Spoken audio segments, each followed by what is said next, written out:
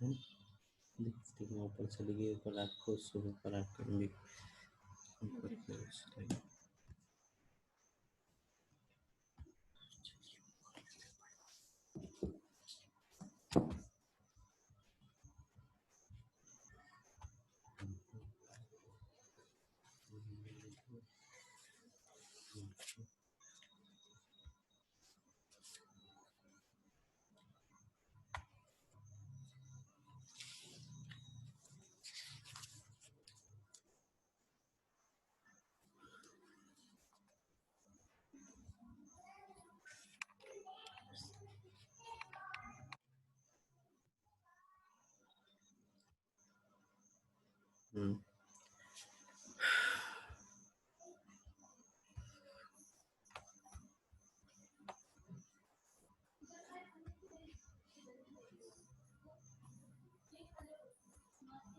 Screen दिख रही है ह्यूमन रिप्रोडक्शन वाली? हाँ सर। हाँ सर दिख रही है। ठीक है, ये 2-3 लोगों का ऐड होने दो।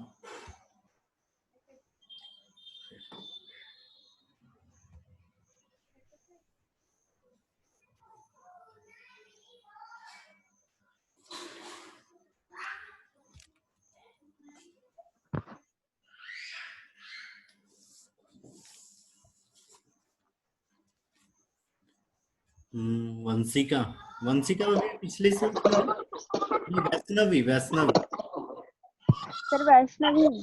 हाँ वैष्णवी, समझ आ रहा है? रिवीजन वाला है बेटा, यस सर। है ना?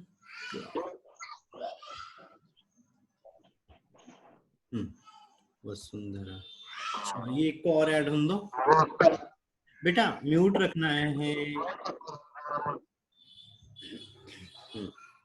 ठीक है, हो गया। चलो अब क्या चीज है यहाँ पे, ह्यूमन रिप्रोडक्शन। ठीक है, ये 12th वाला पोर्शन है। एक और ऐड होने दो, ये फुल स्क्रीन। ठीक है, जो पुष्पीय पौधा वाला भी जो हमने देखा, यहाँ से क्या चीज चल रही थी, ये लैंगिक प्रजनन चल रहा था, है ना? तो ह्यूमन में भी क्या हो रहा है, लैंगिक प्रजनन हो रहा है। और यहाँ पर भी क्या होते हैं, दोनों तरह के जो शरीर, जो मनुष्य है वो क्या रहता है, द्विरूपता, डाइकोटिस प्रदर्शित करता है, मतलब द्विरूपता प्रदर्शित करता है। 2 तरह के दिखाई देते हैं, मेल एक फीमेल, दोनों की ही बॉडी स्ट्रक्चर, जो भी रिप्रोडक्टिव ऑर्गन्स है, सब कुछ क्या होते हैं, एकदम चेंज रहते हैं। और जो युग्मक बनते हैं वो भी कैसे बनते हैं, अलग अलग प्रकार के बनते हैं। मेल जो बनता है, जो मेल युग्मक जो बनता है वो क्या कहलाता है, यहाँ पे स्पर्म कहलाता है। और जो मादा युग्मक बनता है वो क्या कहलाता है, एग कहलाता है ना? तो यहाँ पर कुछ चेंज, कुछ प्रोसेस होती है ना। तो सबसे पहले जो ह्यूमन है उसके अंदर में क्या है, लैंगिक प्रजनन, मेल गैमेट स्पर्म कहलाता है, फीमेल गैमेट एग कहलाता है, डाइकोइसिस पर रहता है, मतलब यहाँ क्या हो रहा है, द्विलिंगी, दोनों अलग अलग लिंग वाले होते हैं। फिर डाइमॉर्फिज्म पाया जाता है। डाइमॉर्फिज्म मतलब क्या हो रहा है, दो मेल फीमेल अलग अलग बॉडियां होती है। फिर जो रिप्रोडक्शन है, प्रजनन हो रहा है, उसमें कुछ स्टेप बाय स्टेप कुछ चीजें प्रोसेस होती है। तो सबसे पहले क्या होता है, गैमेटोजेनेसिस। गैमेटोजेनेसिस का मतलब ये हो रहा है कि युग्मक जनन, है ना? तो युग्मकों का निर्माण होता है। और युग्मकों के निर्माण में क्या हो रहा था, अभी हमने बोला कि 2 तरह के युग्मक बनते हैं, एक नर युग्मक और एक मादा युग्मक। नर युग्मक स्पर्म रहता है, और स्पर्म निर्माण की प्रक्रिया क्या कहलाती है, स्पर्मेटोजेनेसिस या शुक्राणुजनन। और दूसरा रहता है मादा युग्मक, ये क्या होता है, यहाँ पे एग होता है। और एग को क्या बोलते हैं, एग का निर्माण होना क्या कहलाता है, यहाँ पे अंडाणुजनन कहलाता है। और ये कहाँ पर होता है, ओवरी के अंदर होता है। और जो शुक्राणुजनन होता है वो टेस्टिस के अंदर, ब्रसन के अंदर होता है, और सेमिनिफेरस ट्यूब्यूल में होता है। ठीक है, ठीक है। अगली चीज आती है यहाँ पे इंसीमेशन या इजिकुलेशन। यहाँ पे 2 वर्ड बताए थे मैंने, एक बताया था स्पर्मिएशन और दूसरा वर्ड बताया था इंसीमिनेशन। तो स्पर्मिएशन का मतलब ये हो रहा था कि ब्रसन से या सेमिनिफेरस ट्यूब्यूल से शुक्राणुओं का बाहर आना क्या कहला रहा है, स्पर्मिएशन कहलाता है। इंसीमिनेशन मतलब ये होता है कि जो स्पर्म है उनका मादा जनन अंग के अंदर जाना। ठीक है, या मेल रिप्रोडक्टिव सिस्टम से बाहर आना क्या कहलाता है, इंसीमिनेशन या इजेकुलेशन कहलाता है। फिर फर्टिलाइजेशन, नर युग्मक और मादा युग्मकों का मिलना क्या कहलाता है? फर्टिलाइजेशन कहला रहा है। और ह्यूमन के अंदर में जो निषेचन पाया जाता है वो किस प्रकार का होता है? आंतरिक निषेचन होता है, शरीर के अंदर में युग्मकों का निर्माण होता है और फिर जाइगोट का विकास होता है। और ये कहाँ पर होता है? फैलोपियन की ट्यूब का जो मिडिल वाला भाग रहता है एम्पुला, उसके अंदर में होता है। फिर आता है क्लेविज। क्लेविज मतलब होता है वीदलन। एक सेकंड बेटा,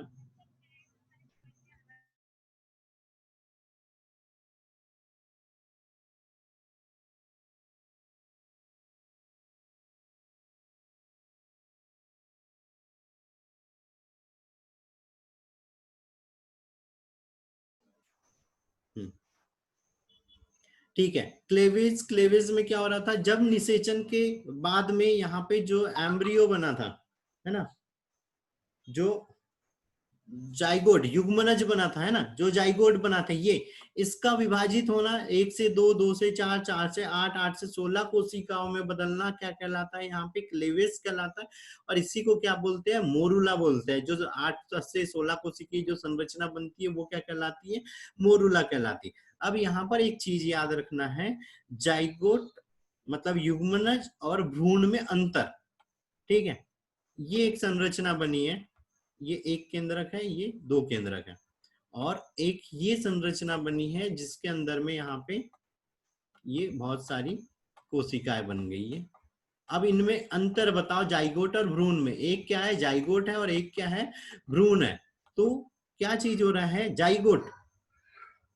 सबसे पहले हम बात करते हैं जाइगोट की। तो जाइगोट क्या है? एक कोशिकीय लेकिन द्विकेंद्रकीय संरचना है। ठीक है, एक कोशिकीय और द्विकेंद्रकीय मतलब इसमें एक मेल वाला युग्मक है और एक क्या है? फीमेल केंद्रक है। 2 केंद्रक उपस्थित है, तो द्विकेंद्रकीय और एक कोशिकीय। लेकिन जो भ्रूण रहता है, एम्ब्रियो रहता है, वो कैसी है? बहुकोशिकीय संरचना या द्विकोशिकीय संरचना। जब यहाँ पे इसमें विभाजन हुआ और जस्ट यहाँ एम्ब्रियो बनना चालू हुआ, तो ये क्या बनना है? 1 से 2 कोशिकाएं बनना है। ये इस तरह।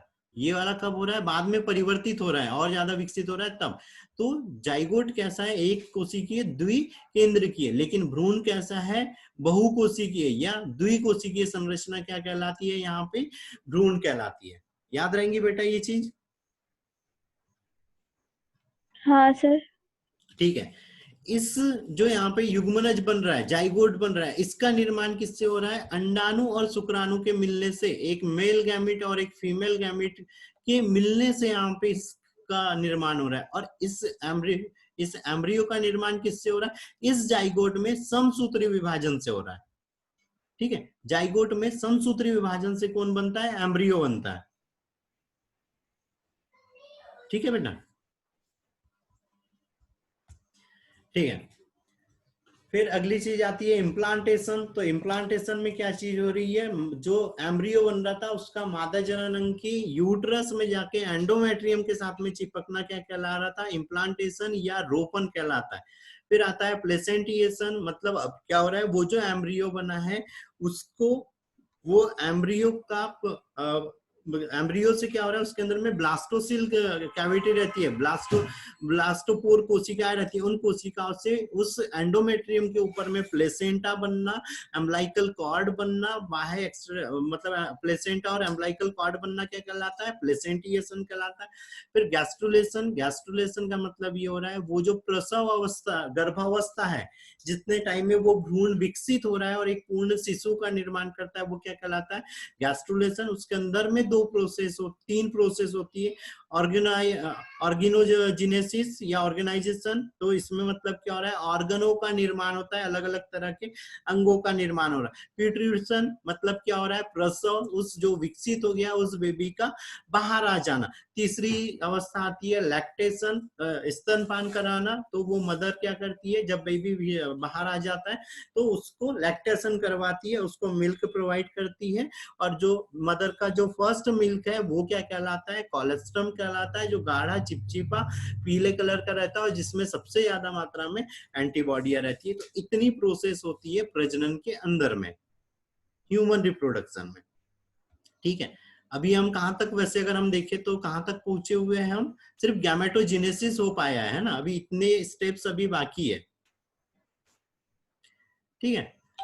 फिर यहाँ पे प्राइमरी और सेकेंडरी सेक्स ऑर्गन, प्राथमिक जननांग और द्वितीयक जननांग। तो इसमें प्राथमिक जननांग में मेल के अंदर में टेस्टिस रहती है और फीमेल के अंदर में ओरी रहती है। ठीक है, ये ओरी रहती है। बाकी जितनी भी यहाँ पे ट्यूब है, ग्लैंड है, कैविटिया है, ये सब क्या है, सहायक अंग है जो प्रजनन में या रिप्रोडक्शन में डायरेक्ट भाग नहीं लेते हैं, लेकिन रिप्रोडक्शन के लिए जरूरी होते हैं, सहायता करते हैं। ठीक है, ठीक है। तो मेन तो एक ये दो ही वर्ड याद रख लो, एक टेस्टिस और एक ओरी। ये क्या है, प्राइमरी रिप्रोडक्टिव ऑर्गन है, मतलब इनसे युग्मकों का निर्माण होता है। टेस्टिस से स्पर्म का हो रहा है, ओरी से एग का निर्माण हो रहा है। फिर आती है प्यूबर्टी, है ना, प्यूबर्टी या यौन आरंभन। तो सबसे पहले आता है मेल के अंदर में यौन आरंभन। तो मेल के अंदर में यौन आरंभन कब होता है, 12 से 14 वर्ष की आयु में होता है। और वो लक्षण जब द्वितीयक लैंगिक लक्षण विकसित होने लगते हैं शरीर में। द्वितीयक लैंगिक लक्षणों का मतलब ये होता है रिप्रोडक्टिव, मेन रिप्रोडक्टिव ऑर्गन को छोड़ के जो दूसरे कैरेक्टर्स दिखाई देने लगते हैं वो क्या कहलाते हैं, द्वितीयक लैंगिक लक्षण। जैसे सेविंग आना, है ना, आवाज भारी होना, मसल्स मजबूत होना, कंधों का चौड़ा होना, है ना, डायफ्राम का ज्यादा ज्यादा ज्यादा मूवमेंट्स करना, है ना, जो अंडर आर्म्स है उसके अंदर में हेयर्स का आना, ये सब चीजें क्या कहलाती है, द्वितीयक लैंगिक लक्षण। तो लड़कों में क्या होता है, आवाज भारी हो जाती है, दाढ़ी मूंछ आने लग जाती है, कंधे चौड़े और मजबूत हो जाती है, सारी मसल्स मजबूत हो जाती है, जो हिप बोन रहती है, जो पेल्विस रहता है वो छोटा हो जाता है, और ब्रीथिंग रेट कैसी हो जाती है, रेस्पिरेशन इसमें ज्यादा हो जाती है, और अदर जो अपोजिट सेक्स रहता है उसके प्रति आकर्षण कैसे होने लगता है, अट्रैक्शन बढ़ने लगता है। फीमेल के अंदर में प्यूबर्टी या यौन आरंभन के लक्षण होते हैं। आवाज कैसी हो जाती है, पतली हो जाती है, स्किन सॉफ्ट रहती है, जो शोल्डर है वो कैसे हो जाना है, छोटे हो जाते हैं, जो हिप बोन या जो पेल्विस है वो थोड़ा चौड़ा हो जाना है, ब्रीथिंग रेट जो श्वसन होता है वो कम हो जाता है, अपोजिट जो सेक्स रहता है उसके प्रति में आकर्षण बढ़ जाता है, और बॉडी के अंदर में ब्रेस्ट हो गया, हिप हो गया, यहाँ पर क्या होना है, फेट का डिपोजिशन बढ़ जाता है। तो ये है यौन आरंभन के लक्षण मेल और फीमेल में दोनों।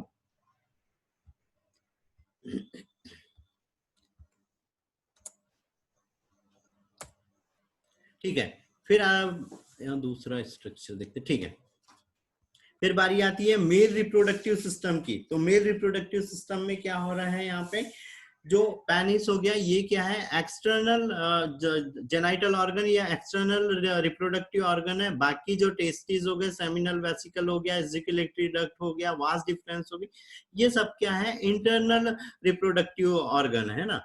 तो सबसे पहले बात करते हैं यहाँ पे टेस्टिस की, वृषण की। तो वृषण क्या हो रहा है, उदर गुहा के बाहर वृषण कोश में उपस्थित रहते हैं, और ये उदर गुहा के बाहर इसीलिए रहते हैं ताकि इनका टेम्परेचर शरीर के टेम्परेचर से 2 से 3 डिग्री सेल्सियस कम रह सके, ताकि अच्छे स्पर्मों का और ज्यादा संख्या में स्पर्मों का निर्माण हो सके, इसीलिए। फिर इस वृषण के अंदर में क्या रहते हैं, वृषण कोश रहते हैं, और इस वृषण कोश के अंदर में यहाँ पे सेमिनिफेरस ट्यूब्यूल्स रहती है, बहुत सारी नलिकाएं रहती है, और इन नलिकाओं के अंदर में ही क्या होता है, शुक्राणुओं का निर्माण होता है।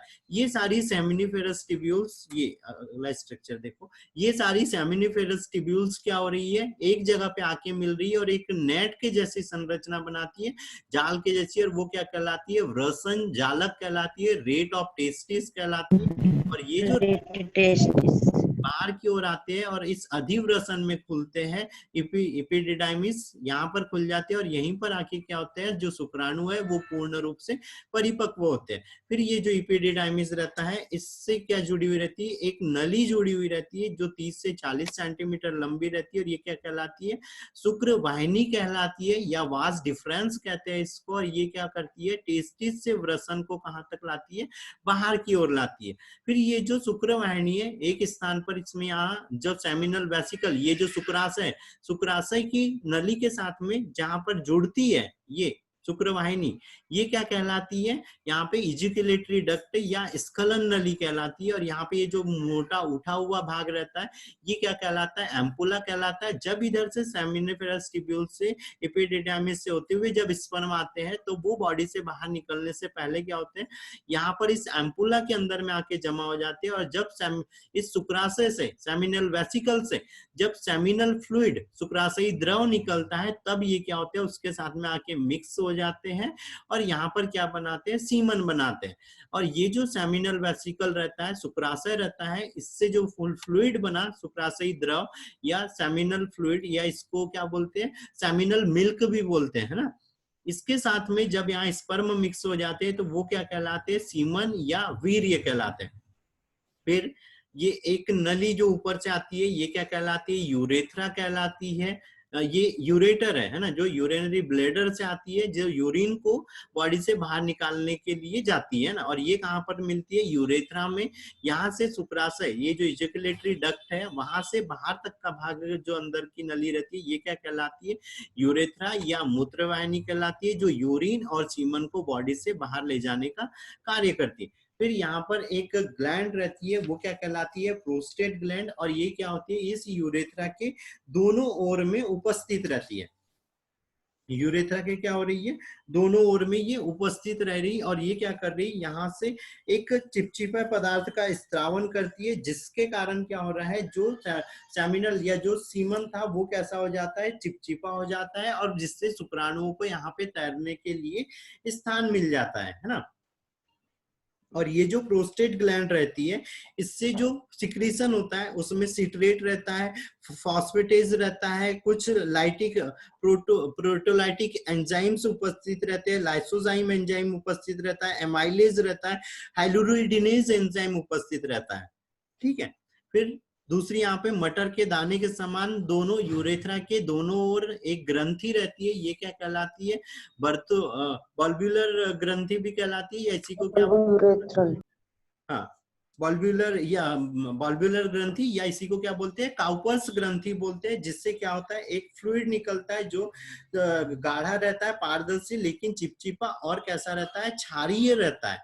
ठीक है, क्षारीय रहता है। और ये है जो काउपर्स ग्रंथि है, ये इस यूरेथ्रा को चिकना बनाने का कार्य करती है, और जो यहाँ पे जो एसिडिक इन्वायरमेंट है उसको भी नष्ट करती है। क्यों, क्योंकि एसिडिक इन्वायरमेंट में क्या होना है, इधर से जो स्पर्म आ रहे थे इजैकुलेटरी डक्ट से, ये क्या हो जाते हैं, नष्ट हो जाएंगे। इसीलिए ये क्या करती है, क्षारीय द्रव का स्त्रावन करती है, यहाँ के अम्लीय वातावरण को नष्ट करती है। फिर यहाँ पे पेनिस, ये क्या होता है, स्पंजी उत्तक का बना हुआ रहता है, इसमें बहुत सारी ब्लड कैपिलरिया रहती है, जो इजैकुलेशन के समय में यहाँ पे इसको पेनिस को इरेक्टेट करने में मदद करती है।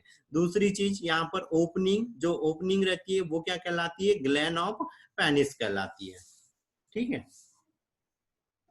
ठीक है, हाँ सर। ठीक है। सेमिनल वेसिकल याद रखना कि यहाँ से फ्रक्टोज का निर्माण होता है शरीर में, फ्रक्टोज का, और इसका यूज कहाँ पर है, जब रेप केस वगैरह होते हैं तो उसका कंफर्मेशन करने के लिए जो टेस्ट होते हैं उसमें फ्रक्टोज एनालिसिस करते हैं। अगर फीमेल रिप्रोडक्टिव सिस्टम के अंदर में अगर फ्रक्टोज मिलता है मतलब कंफर्म रेप केस है, और अगर नहीं है तो फिर नहीं है। ठीक है,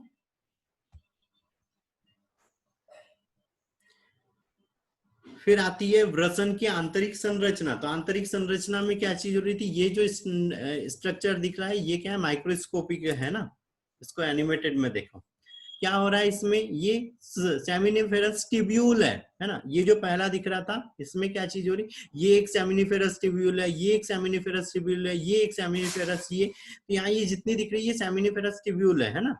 तो ये क्या होते हैं, यहाँ पे इपिथेलियल उत्तक के बने हुए रहते हैं ना, इपिथेलियल उत्तक की बनी हुई रहती है। अब इसमें क्या हो रहा है, यहाँ पे सबसे पहले यहाँ पे एक लेयर रहती है एपिडर्मिस, जिसमें क्या होती है, ये जर्म सेल उपस्थित रहती है, और ये जर्म सेल में क्या होता है, समसूत्री विभाजन से क्या बनती है, स्पर्मेटोगोनिया बनती है, स्पर्मेटोगोनिया से प्राइमरी स्पर्मेटोसाइट बनते हैं, प्राइमरी स्पर्मेटोसाइट में अर्धसूत्री विभाजन से सेकेंडरी स्पर्मेटोसाइट, और ये क्या बनाते हैं, स्पर्मेटिड बनाते हैं, और फिर स्पर्मेटिड में क्या हो जाता है, रूपांतरण होकर स्पर्मेटोजोआ बनते हैं, और यही क्या होते हैं, स्पर्म होते हैं। फिर यहाँ पे कुछ कोशिकाएं रहती है जो बड़े आकार की रहती है, वो क्या कहलाती है, सार्टोली सेल कहलाती है।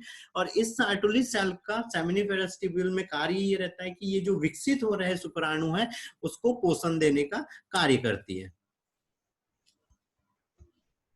ठीक है, फिर यहाँ पे हार्मोनों की बारी आती है कि जो भी मेल है उसके अंदर में जो सेक्सुअल फंक्शन हो रहा है उसके लिए कौन कौन से हार्मोन होते हैं। तो क्या चीज हो रही है यहाँ पे, टेस्टिस के अंदर में लीडिंग कोशिका और सार्टोली कोशिकाओं के द्वारा क्या होता है, कुछ हार्मोन निकलते हैं। तो सार्टोली सेल के द्वारा यहाँ पे हार्मोन्स इनहिबिटिंग फैक्टर रिलीज होते हैं और ये कहाँ जाते हैं, पिट्यूटरी ग्लैंड के पास में जाते हैं और उसको सक्रिय कर देते हैं। और कुछ क्या हो जाए, इसी में क्या रहते हैं, एफएसएच फॉलिकल स्टिमुलेटिंग इनहिबिटिंग मतलब उसको प्रेरित करने वाले फैक्टर रहते हैं और ये कहाँ जाते हैं, हाइपोथैलेमस के पास। हाइपोथैलेमस सक्रिय कर देता है पिट्यूटरी ग्लैंड को और फिर पिट्यूटरी ग्लैंड से दो हार्मोन स्रावित होते हैं, एक ल्यूटिनाइजिंग हार्मोन और एक follicle stimulating hormone. Follicle stimulating hormone testis के अंदर में आके सार्टोली सेल को क्या करता है, सार्टोली सेल के निर्माण में मदद करता है और ल्यूटिनाइजिंग हार्मोन लीडिंग कोशिकाओं को यहाँ पे सक्रिय कर देता है और स्पर्मों के निर्माण करने में मदद करता है। और टेस्टोस्टेरोन क्या करता है, द्वितीयक लैंगिक लक्षणों के विकास में मदद करता है और इसी को क्या बोलते हैं, नर हार्मोन भी बोलते हैं। ठीक है बेटा, ठीक है। Yes sir. यहाँ तक कोई डाउट है तो 2 मिनट सोचो, बोलो, बता।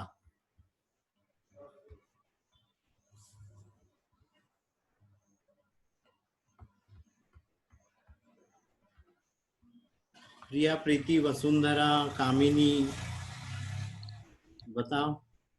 सर एफएसएच सर्टोली सेल्स को क्या करता है, कुछ समझ सक्रिय नहीं। करता है बेटा, सक्रिय कर देता है। क्यों करता है सर? क्यों करता है, वो उसको पोषक पदार्थ जमा करने के लिए, ताकि वो शुक्राणु को पोषण प्रदान कर सके।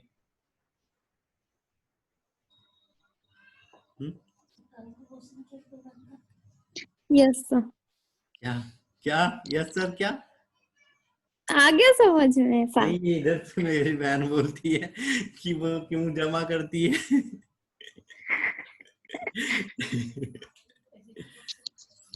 चलो कोई दिक्कत नहीं है, मेरे को इस चीज से दिक्कत नहीं रहती है। क्वेश्चंस पूछ सकते हो, कुछ भी उठपटांग भी आता है दिमाग में तो वो पूछ लेना है ना। ऐसे नहीं कि शांत रहना है, शांत रहोगे तो फिर पता नहीं चलेंगी चीजें, है ना। तो कुछ भी उठपटांग क्वेश्चन भी आता है तो वो पूछना है ना। इस चीज के लिए कोई दिक्कत नहीं है ना, ऑफलाइन वाले इस पे दिक्कत है ना ही ऑनलाइन वाले पे। मैं कभी मना नहीं करता हूँ क्वेश्चन पूछने के लिए, चाहे वो कैसा भी क्यों ना हो, कोई भी उठपटांग भी क्यों ना हो, है ना। आंसर करता हूँ, अंदर से गुस्सा आता है पर आंसर बकायदा अच्छे से करता हूँ, तो पूछ सकते हो। चलो, अब आगे बढ़े। Yes sir. ठीक है, फीमेल रिप्रोडक्टिव सिस्टम है ना। अब फीमेल रिप्रोडक्टिव, म्यूट कर लेना।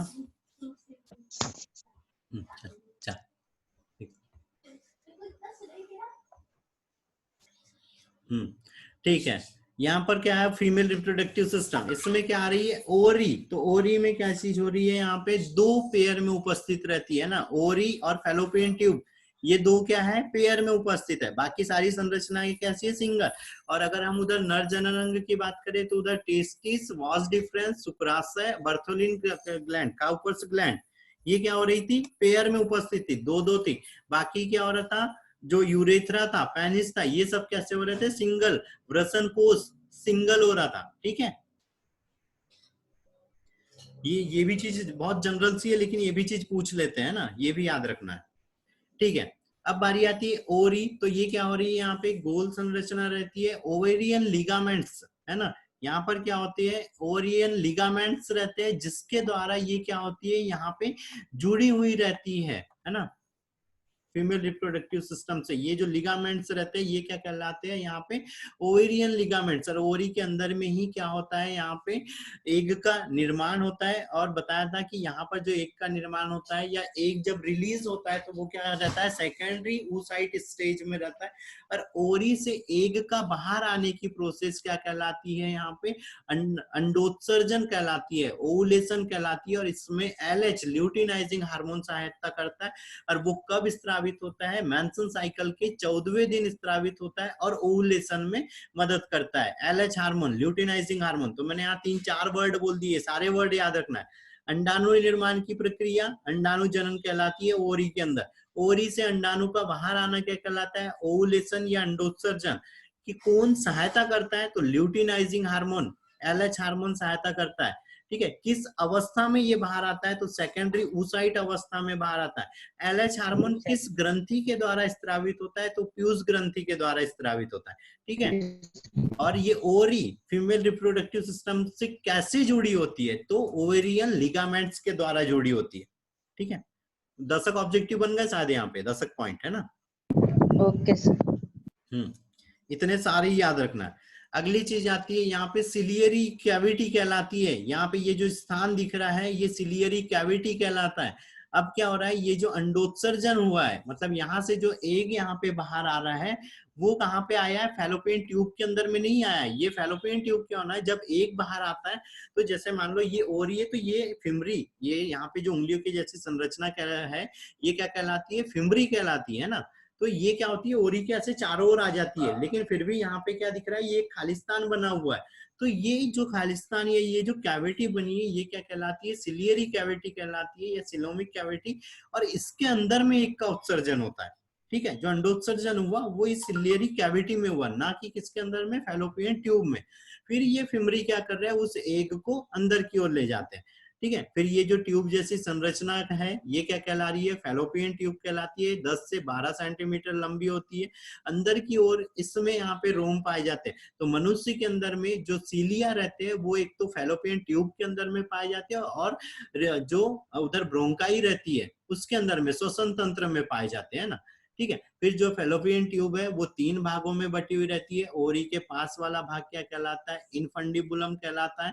बीच वाला जो भाग रहता है एम्पुला कहलाता है। और इसी एम्पुला को क्या बोलते हैं, फर्टिलाइजेशन साइट बोलते हैं, निषेचन स्थल बोलते हैं, क्योंकि यहीं पर अंडाणु और शुक्राणु क्या होते हैं, मिक्स होके यहाँ पे जाइगोट का निर्माण करते हैं। फिर यूट्रस से जुड़ा वाला भाग क्या कहलाता है, स्थाइमस कहलाता है।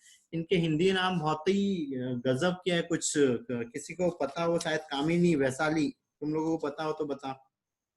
क्या तुम्बिका वगैरह ऐसा वैसा कुछ कुछ था, बहुत ही गजब के थे। जी सर, तुम्बिला और संकीर्ण पथ और कीप।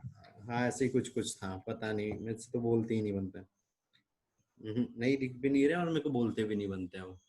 ठीक है, तो याद रखना है फैलोपियन ट्यूब में 3 भाग रहते हैं, इनफंडिबुलम, एम्पुला और स्थाइमस।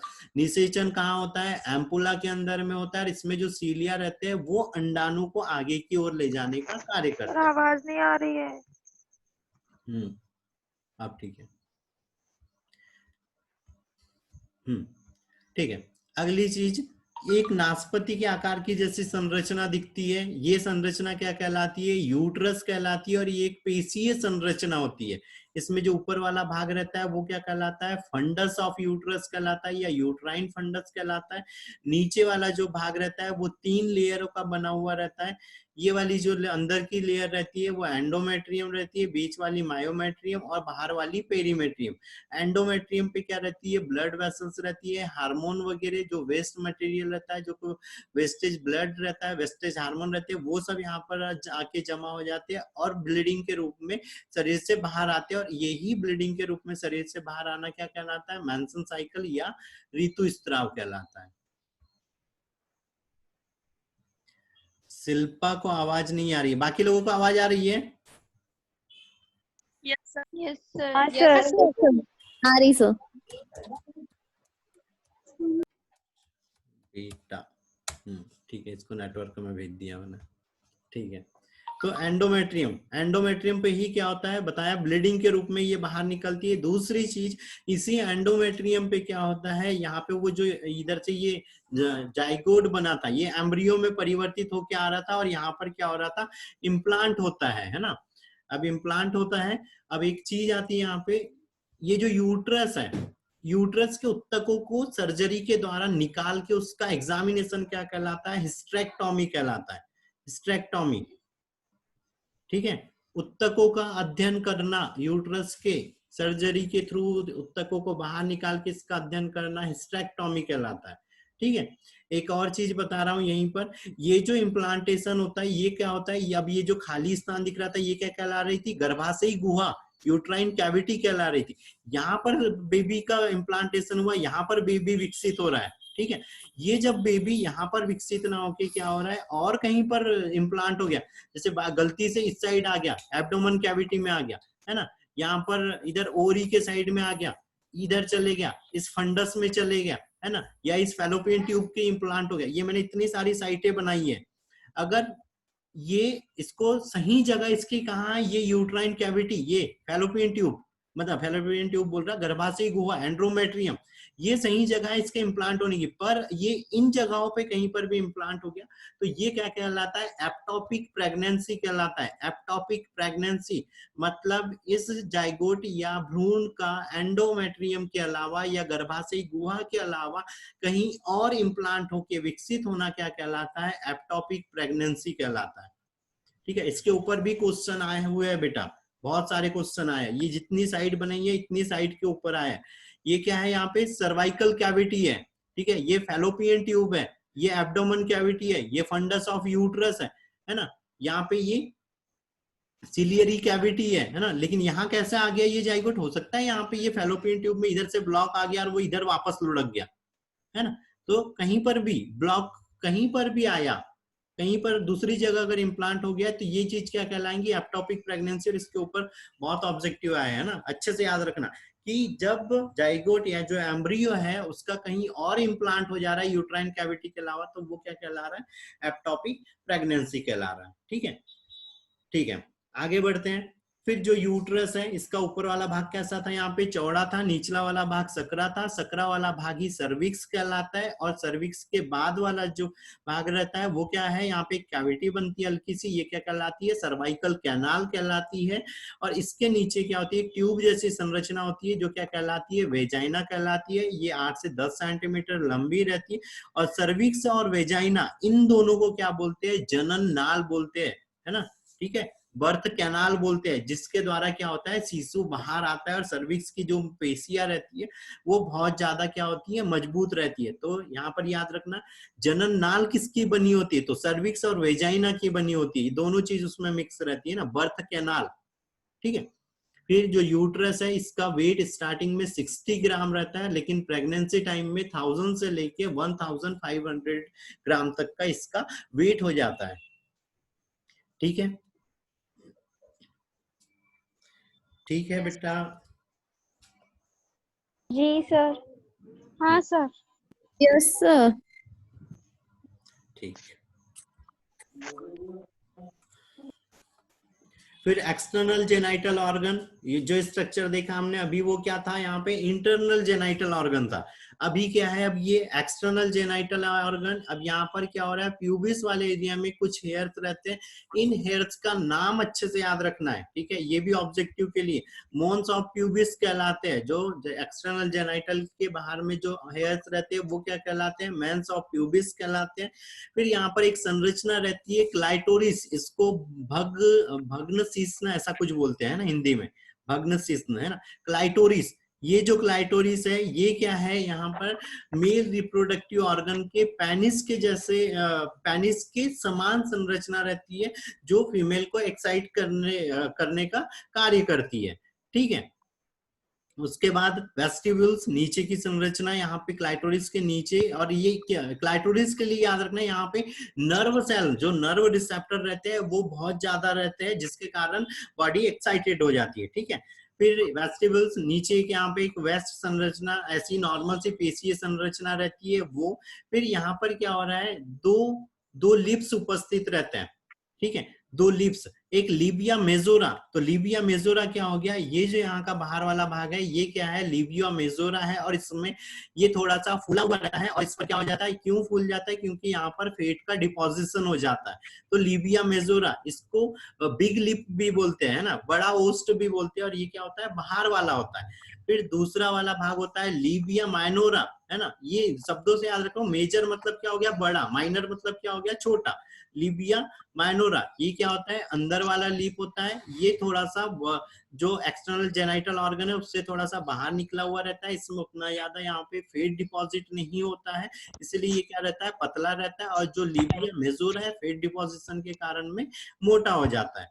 फिर वेजाइनल ओपनिंग, है ना, तो ये वाला भाग क्या है, वेजाइनल ओपनिंग है, जिसके द्वारा क्या हो रहा है, बेबी बाहर आ रहा है, ठीक है। और यहीं पर अंदर की ओर में और एक क्या रहता है, यूरेथ्रल ओपनिंग रहती है, जिससे यूरिनरी ब्लैडर से ये कनेक्ट रहती है और यूरिन बाहर आता है।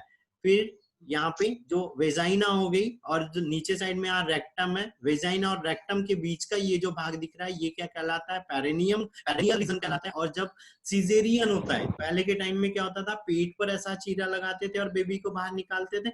अब क्या करते, इस पेरिनियल रीजन में यहाँ पे क्या करते हैं, कट लगा देते हैं। एक तो दो तरह का लगता है, एक तो यहाँ पे आड़ा लगाते हैं और एक खड़ा लगाते हैं, ठीक है। दोनों से क्या होना है, यहाँ का जो वेजाइनल ओपनिंग है ये कैसे हो जाती है, बड़ी हो जाती है, जिसके कारण आसानी से बेबी बाहर निकल जाता है। इस रीजन में ब्लड वेसल्स कम रहती है, नर्व सेल कम रहती है, इसीलिए इस पे यहाँ पे हम कट लगा के बेबी को बाहर निकालते हैं। क्यों, क्योंकि ब्लड वेसल्स कम है, मतलब क्या होना है, ब्लीडिंग यहाँ पर कम हो जाता है, ठीक है।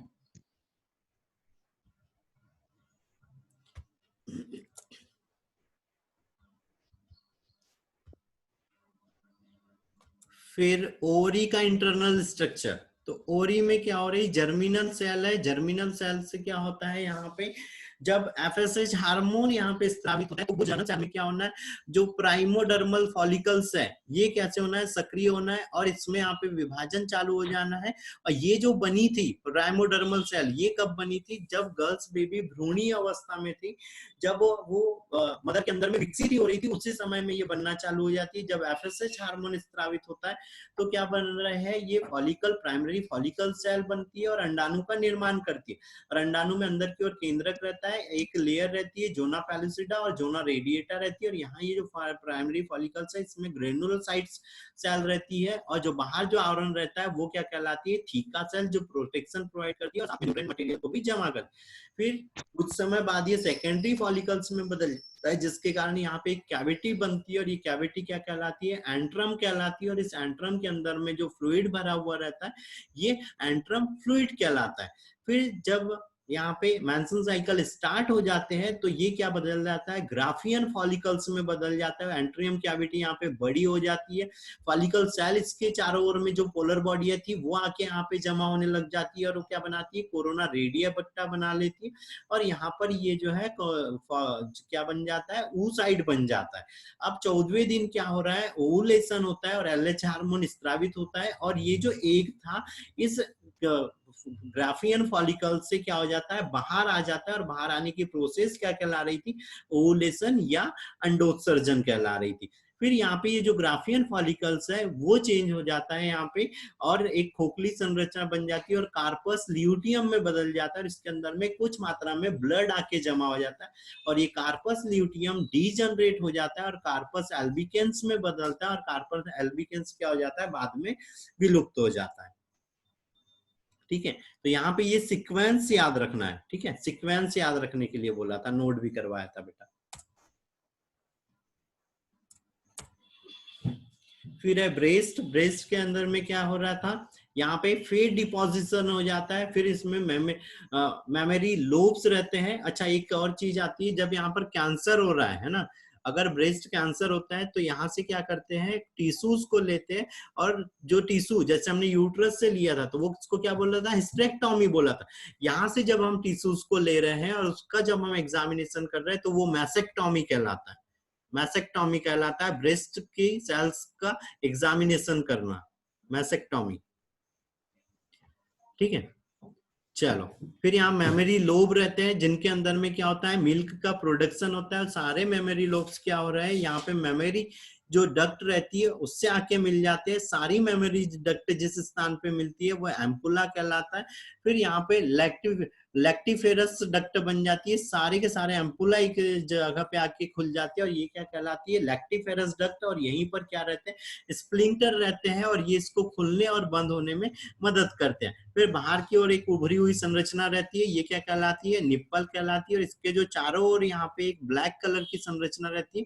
बेटा डिस्कनेक्ट होने वाला है, फिर से सारे लोग कनेक्ट करो, डिस्कनेक्ट होने वाला है, फिर से लोग सभी लोग कनेक्ट करो। टाइम खत्म हो गया, डिस्कनेक्ट करो, वो मतलब कनेक्ट करो फिर से।